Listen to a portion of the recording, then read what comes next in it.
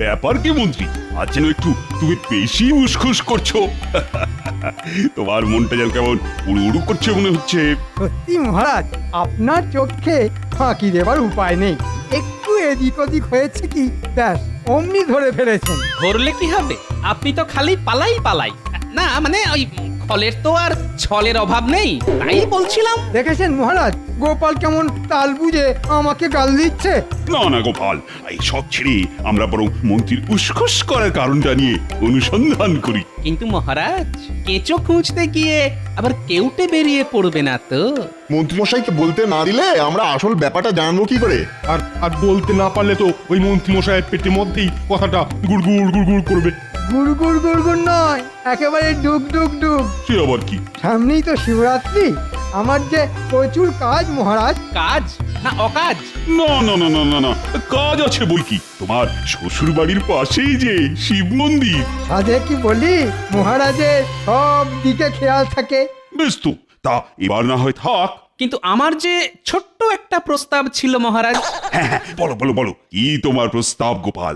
আমাদের তো নয় ভালো মন্দে কেটে যাচ্ছে, কিন্তু এই অঞ্চলের মহিলারা দুক্রোশ পথ পেরিয়ে পুজো দিতে যাবে কি করে? হ্যাঁ হ্যাঁ, তাই তো, সেটা তো ভাবিনি। সবার কথা ভেবে জানো এখন আরু গোপালের চোখে একেবারে জল এসে গেল। কৃষ্ণনগরে আমাদের গ্রামের কাছাকাছি কোনো শিব মন্দির নেই। প্রতিবার দূরে গিয়ে শিবের মাথায় জল ঢালতে হয়। তা ওদের জন্য কি কিছুই করা যায় না মহারাজ? কিন্তু আজ বাদে কালকে শিবরাত্রি, এখন তো আর মন্দির বানানো সম্ভব নয়। না না না না না না, তা কি করে সম্ভব? একি আর যেমন তেমন কাজ। তবে বললে যখন, তখন না হয় ভেবে চিন্তে পরের বছর একটা মন্দির বানাবো। ও মা, কৃষ্ণনগরে হবে শিবের মন্দির, সেখানে উপচে উপচে পড়বে ভিড়। এটা ভেবে তো এখন থেকেই আমার শরীরটা কেমন কেঁপে কেঁপে কেঁপে কেঁপে উঠছে। তুমি তো সব সময় কাঁপছো, তোমার তো আর কাঁপুনির শেষ নেই। তবে এবার কি হবে মহারাজ? না মানে যদি মহিলাদের কিছু সুযোগ সুবিধার ব্যবস্থা করা যেত। তাহলে তো খুবই ভালো হতো। না না, ওদের কষ্টের কথাটাও তো আমাদের ভাবা দরকার। মহিলাদের খুব কষ্ট, হেঁটে হেঁটে কত না সময় নষ্ট। কিন্তু এখন আর কি ব্যবস্থাই বা করা যায়, আর কেই বা ব্যবস্থা করবে? হ্যাঁ হ্যাঁ, সময় তো খুবই অল্প। রাজ্যে প্রত্যেক বাড়ি থেকেই মহিলারা শিবের মাথায় জল ঢালতে যাবে। বলছিলাম যদি মন্ত্রী মশাই নিজে গিয়ে একবার। হ্যাঁ হ্যাঁ মন্ত্রী, তোমাকেই এই দায়িত্ব নিতে হবে। তোমার শ্বশুর বাড়ির পাশে যখন পুজো, তখন এই পুজোয় মহিলাদের সুযোগ সুবিধার ব্যাপারটা তোমাকেই যে দেখতে হবে মন্ত্রী। মেয়েকে প্যাকালটা তো আচ্ছা ফাঁসালো দেখছি।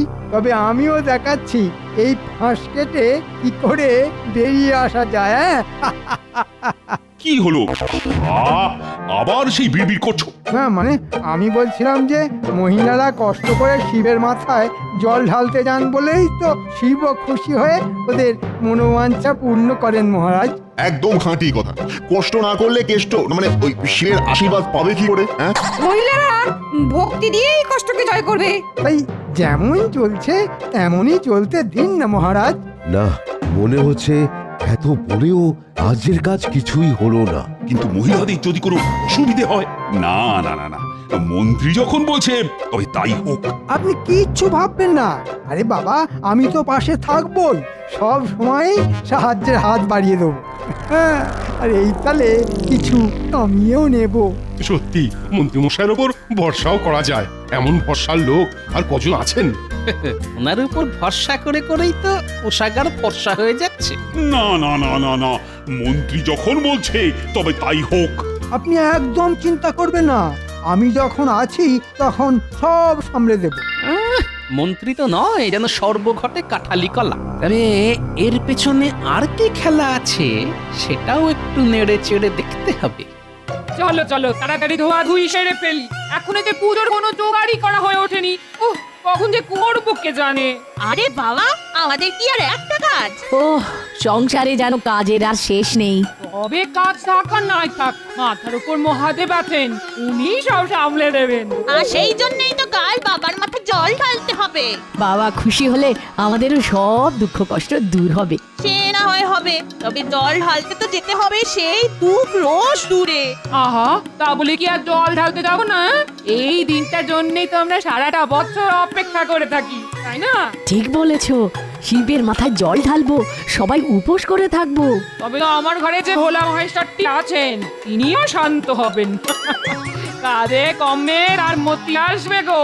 তা যা বলেছো। তবে একটা কথা ঠিকই বলেছো, আমাদের রাজ্যে শিব মন্দির অনেক দূর, তাই পায়ে হেঁটে যেতে একটু কষ্ট হয় বই কি। হ্যাঁ, হলেই বাকি, আমাদের কি আর অন্য কোনো উপায় আছে? আহা, যদি আমাদের গ্রামে একটা শিব মন্দির হতো তাহলে খুব ভালো হতো, বলো? বলি যদির কথা নদীতে, মানে পুকুরে। তা গিন্নি, হাতের কাজ চটপট সেরে ঘরে এসে গেরস্থালি সামলাও। পুকুর পাড়ে এসে দুটো মনের কথা বলবো তার জো আছে নাকি? এখানে বসে চোখ রাঙাচ্ছে। তুমি না হয় মনের কথা বলছো, কিন্তু আমার পেটের কথাটাও তো একটু ভাববে নাকি? হ্যাঁ, এদিকে যে পেটে ছুঁচো লাফাচ্ছে। ও মা গো, তোমাকে যে দাওড়ে চলে গেল। যাও গো, শিব পূজা ছেড়ে গিয়ে তোমার মহাদেবের পেট পূজার ব্যবস্থা করো।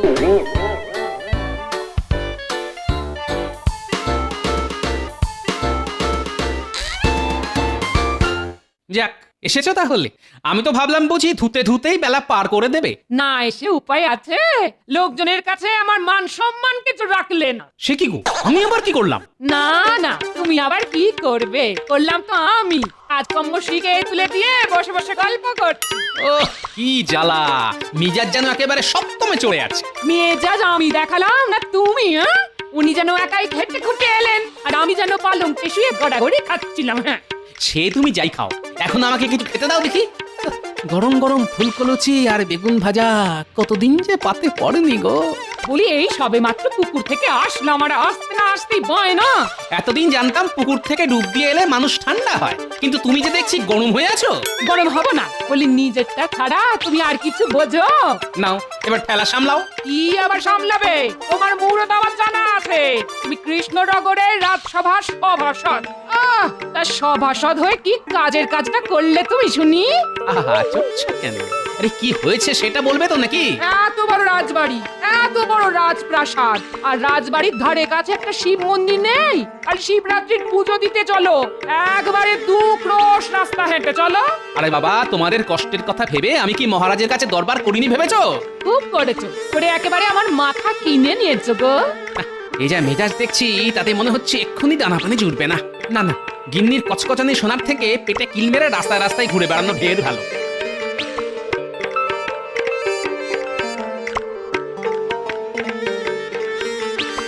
ওরে বাবা, পেটে খিদে নিয়ে কি আর বেশি হাঁটাহাঁটি করা যায়? না না, ওই তো সামনেই ভোলা ময়রার দোকান। যাই, মিষ্টি খেয়েই পেটটাকে শান্ত করি।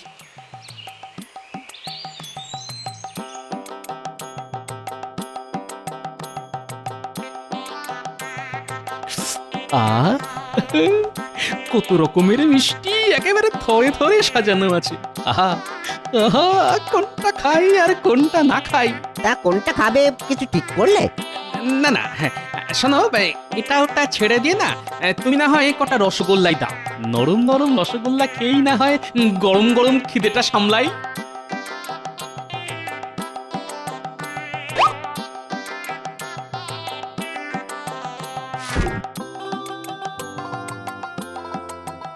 কিন্তু ব্যাপার কি ভাই, তুমি জানো কেমন বেজার মুখে বসে আছো? হ্যাঁ, ওই মনটা যদি খিচড়ে থাকে তাহলে কি আর ওই মুখে হাসি থাকে? তা তো বটেই, তা তো বটেই, কিন্তু মেজাজের আবার 12টা বাজালে কি করে?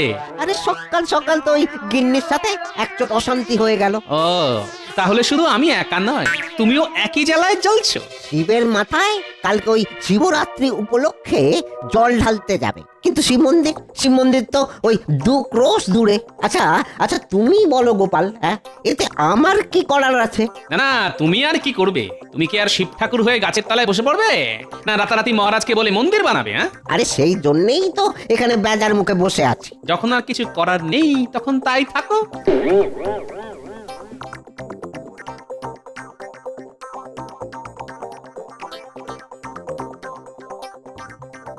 আরে আরে তোমার আবার কি হলো? চাষের কাজ ফেলে রেখে গালে হাত দিয়ে বসে পড়লে যে? চাষ আমার মাথায় উঠেছে। সে কি? এ আবার কেমন কথা? একদম পরিষ্কার কথা। 2 ক্রোশ পথ হেঁটে গিন্নি শিবের মাথায় জল ঢালতে যাবে, তাই সকাল থেকে তার মেজাজ গরম হয়ে আছে। আর গিন্নির মেজাজ গরম হলে তুমি আর কি করে নরম থাকবে? সবই তো বুঝতে পারছো। ওহ, কি জ্বালায় যে পড়লাম। না, ঘরে ঘরে দেখছি হ্যাঁ কি অশান্তি। কোন দিকে যে যাই।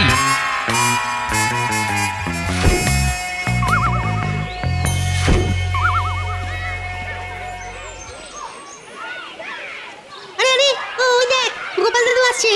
সে তো আসছে, কিন্তু মনে হচ্ছে যেন কিছু একটা চিন্তা করতে করতে আসছে। চল চল দেখি আমরা গোপাল দাদুর চিন্তাটা একটু কমাতে পারি কিনা। আমাদের সঙ্গে একটু খেললেই দাদুর মেজাজ আবার ঠিক হয়ে যাবে। দেখবি দাদু তখন আবার আমাদের গল্প বলবে। কি রে, তোরা আবার রাস্তার ধারে দাঁড়িয়ে দাঁড়িয়ে কি গুলতানি করছিস? কি আবার করব, কি খেলবো সেটাই ভাবছি। কিন্তু তুমি কি ভাবছো বলো তো? আমি এখন শুধু শিব ঠাকুরের কথাই ভাবছি রে। ওই এক শিব ঠাকুর আমার নাওয়া খাওয়া মাথায় তুলেছে। কালকেই তো শিবরাত্রি, তুমি কি শিব পুজো করবে? করলে কিন্তু বেশ মজা হবে, সবাই মিলে খুব আনন্দ করব।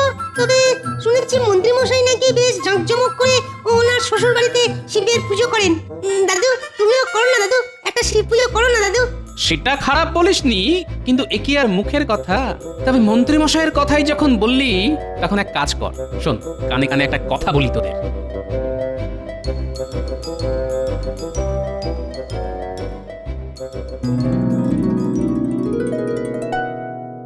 আমার কিন্তু সব গোছানো হয়ে গেছে, এখন আমাকে কখন নিয়ে যাবে সেটা বলো দেখি। আরে বাবা যাবে যাবে, যাবার সময় কি আর পেরিয়ে যাচ্ছে? না না, আমার যে আর তর্স হচ্ছে না। ও কতদিন পরে বাপের বাড়ি যাচ্ছি। বাপের বাড়ি যাওয়া হবে, আবার শিবের মাথায় জল ঢালা হবে, যাকে বলে রথ দেখা আর কলা বেচা একেবারে একসাথেই হবে। সবই যখন জানো তখন শুধু শুধু সময় নষ্ট করছো কেন? আহা, তোমার যেমন যাওয়ার তাড়া আছে, আমারও তো তেমনই মনে আশা আছে নাকি? তুমি আমার মনে মনে কি ভাবছো? হ্যাঁ আহা, বুঝলে না, সবাই শিবের মাথায় জল ঢালতে আসবে, আর সেই মৌকায় আমি বেশ কায়দা করে ফায়দা তুলবো। বুঝেছি, সব প্রসাদ একাই নেবে। এই তো, আমার সঙ্গে থেকে থেকে না তোমার বুদ্ধিটাও কেমন খুলে গেছে। তবে ভাবনা চিন্তায় যে একটু ভুল হয়ে গেল গিন্নি। আবার কি ভুল হলো?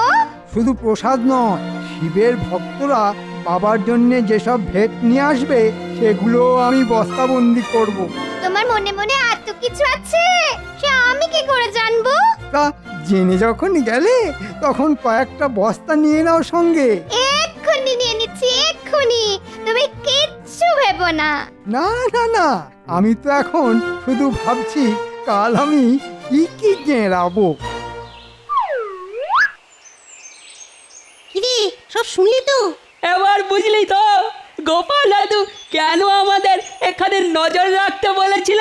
তাহলে চল আমরা এক্ষুনি গোপাল দাদুকে গিয়ে সব জানাই।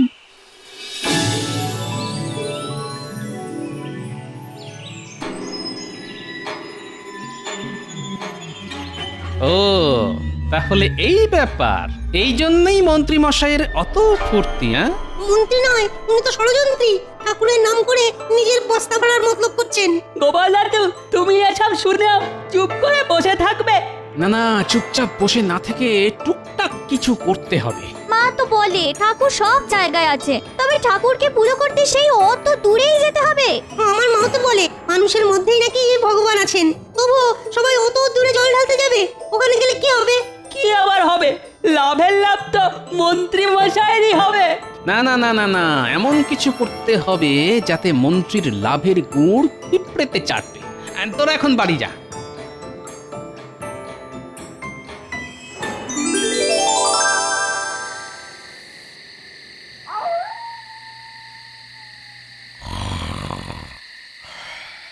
কাল সকালে উঠে অতখানি পথ পেরিয়ে পুজো দিতে যাব, আমার চোখে ঘুম নেই। আর ওনাকে দেখো এমন দিব্যি নাক ডেকে ঘুমোচ্ছে? হ্যাঁ? পেয়েছি পেয়েছি হাহা, পেয়ে গেছি। মা, এ কি হলো গো তোমার? মাঝরাতে উঠে এমন লাফাচ্ছ কেন? পেয়ে গেছি, আমি পেয়ে গেছি, আমি শিব পেয়েছি, বলে বাবার দেখা পেয়েছি আমি। হাহা। এ কি আবল তাবল বকছো গো তুমি? হ্যাঁ, বলে তুমি কি পাগল হয়ে গেলে নাকি? পাগল নয় গিন্নি, পাগল নয়, মহাদেব আমার জ্ঞান চক্ষু খুলে দিয়েছে। হাহা। এ আবার কি? বলে তুমি শান্ত হয়ে একটু বুঝিয়ে বলবে আমায়? হ্যাঁ, আমাদের রাজ্যের খুব কাছেই সাক্ষাৎ ভোলে বাবা আছে, আমি স্পষ্ট দেখতে পাচ্ছি। মহাদেব আমার স্বপ্নে এসে আমাকে সেই জায়গার সন্ধান দিয়েছেন গিন্নি। হাহা।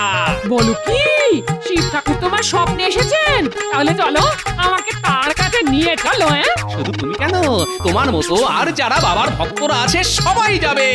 বলো হর হর মহাদেব, জয় শিব শম্ভুর জয়। জয় বাবা মহাদেব, জয় শিব শম্ভু।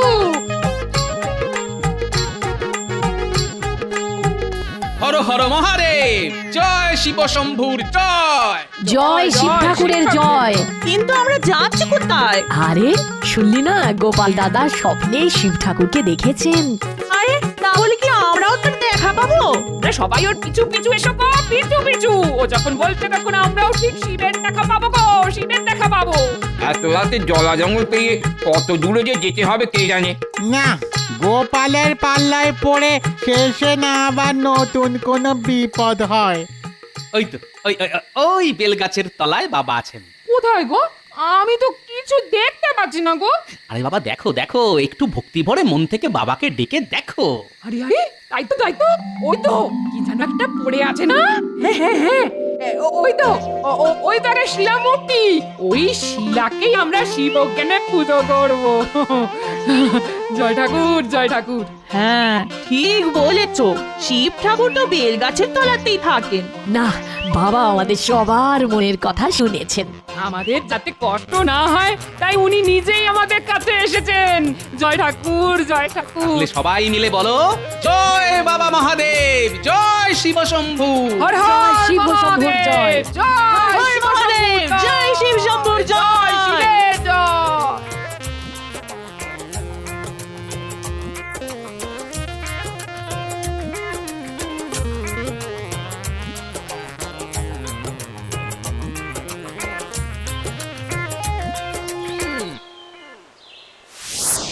ওই ওই ওই তো পণ্ডিত মশাইও এসে গেছেন। যাক বাবা, এবার আর ওই 2 ক্রোশ পথ হেঁটে যেতে হবে না। আসুন আসুন পণ্ডিত মশাই, আপনি এবার নিজে হাতে এই শিলায় প্রাণ প্রতিষ্ঠা করুন। বিশ্বাসে মেলায় বস্তু, তর্কে বহুদূর। তোমরা যখন সবাই ওই শিলাকণ্ঠকে শিব বলে বিশ্বাস করেছো, তখন আমিও এর মধ্যে প্রাণ প্রতিষ্ঠা করে দিচ্ছি। আজ আমরা এখানে শিবরাত্রির পুজো করবো গো। আমাদের সব জোগাড় করা হয়ে গেছে। হ্যাঁ হ্যাঁ, করে বই কি, সেই জন্যই তো এত সব আয়োজন। ওং সর্বমঙ্গল হ্যাঁ হ্যাঁ, মন্ত্র যেন বন্ধ না হয়। ভক্তি ভরে পুজো করলে শিব এই বেলতলাতেই নেমে আসবেন। সেই জন্যই তো আমরা আয়োজনে কোনো ত্রুটি করিনি। হ্যাঁ, আমি তো মহারাজকেও খবর দিয়ে দিয়েছি, মহারাজও এক্ষুনি এলেন বলে।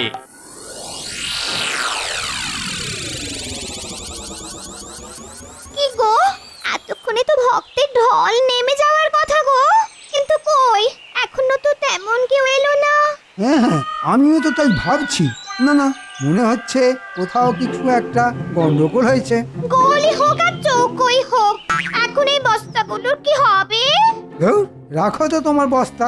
না না, মনে হচ্ছে ওই বেটে গোপালই কোনো কলকাঠি নেড়েছে। সবই যখন বুঝতে পারছো, তখন এখানে বসে না থেকে একটু গতরটা নাড়িয়ে দেখো না, কোথায় কি হয়েছে। ঠিক বলেছো, আমি এক্ষুনি গিয়ে দেখি কৃষ্ণনগরে কোথায় কি হচ্ছে।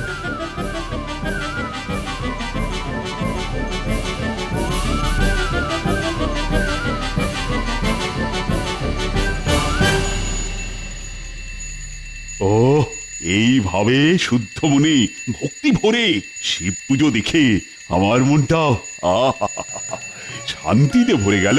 হবেই তো মহারাজ, মনের শান্তি তো আসল শান্তি।